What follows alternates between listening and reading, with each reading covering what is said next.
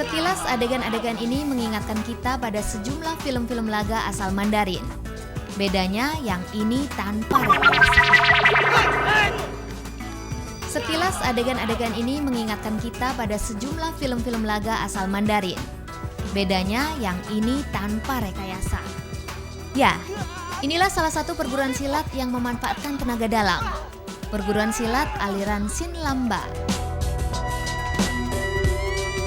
Perguruan silat ini mulai berkembang sekitar tahun 1896. Mereka memperkenalkan silat tenaga dalam dan jurus silat pada umumnya. Siapapun boleh mempelajari ilmu tenaga dalam ini, tapi tentu tak bisa instan. Setiap pesilat di perguruan Sin Lamba wajib mempelajari jurus-jurus silatnya terlebih dahulu. Mereka harus melalui step-step latihan pencak silat. Terus dua juga penilaian masalah akhlaknya mereka, moralnya mereka, apakah mereka sudah dewasa dalam hal berpikir, bertindak. Terus kedua, ketiga itu juga melalui prestasi mereka di kancah IPSI, pertandingan-pertandingan IPSI. Kedahsyatan tenaga dalam memang tak terduga. Kalau ingin sekedar merasakan kedahsyatannya, orang awam bisa mencoba teknik transfer tenaga dalam. Itu kejadian memang kita namanya tenaga dalam itu kita nggak bisa memprediksi ya. Besar kecilnya energi yang keluar itu tergantung dari tingkat emosi si penyerang. Kalau di luar aplikasinya itu tergantung niat jahat dan niat negatif seseorang terhadap kita. Semakin besar negatifnya itu semakin besar terpental atau tenaga yang dia rasakan, yang terima gitu. Tenaga dalam juga bisa diandalkan jika kita berada dalam situasi terdesak. Seperti ini misalnya. Tinggal acungkan jari dan atau jika sekelompok orang tiba-tiba menyerang. Wah, kalau seperti ini para wanita tak perlu lagi khawatir jalan sendirian di malam hari. Ya namanya cewek ya, kan suka takut kalau pulang malam atau apa. Jadi kalau kita sekarang udah ikut bela diri, jadi agak sedikit percaya diri, gue bisa. Bukannya sombong atau apa, tapi sedikitnya bisa buat jaga diri sendiri. Tak hanya bermanfaat untuk perlindungan diri dari ancaman kejahatan, tenaga dalam bisa juga untuk mencegah terjadinya kejahatan itu sendiri. Dia di samping saya, lalu dia pindah ke depan saya. Nah, ketika di depan saya ini Mbak-mbak itu pakai jilbab gitu, dan saya pikir ini orang kok kurang ajar banget ya. Udah dia tahu pakai jilbab gitu. Kalau yang lain sih biasa lah. Terus tahu dia tempelkan alat kemaluannya itu. Disitulah saya melihat, wah ini udah nggak sopan. Gua mulai saya tembak. Akhirnya dia jenuh sendiri, bete sendiri. Tenaga dalam rupanya bermanfaat juga untuk kesehatan, seperti terapi energi Nampon Trirasa ini.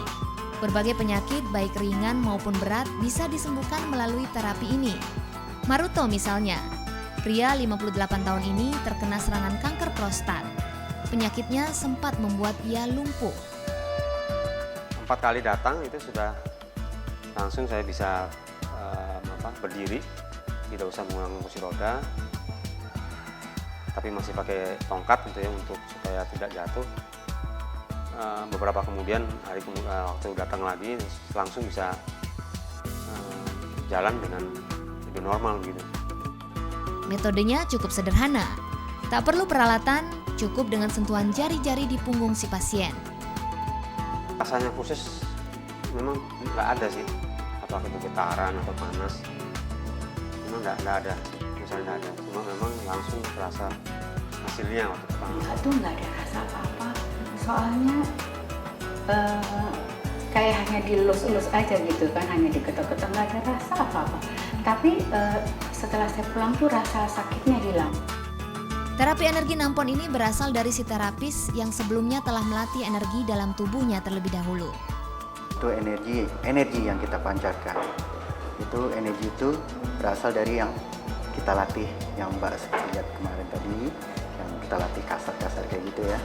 Nah itu menghimpun energi, dan itu energi itu akan kita gunakan pada saat kita menerapi pasien.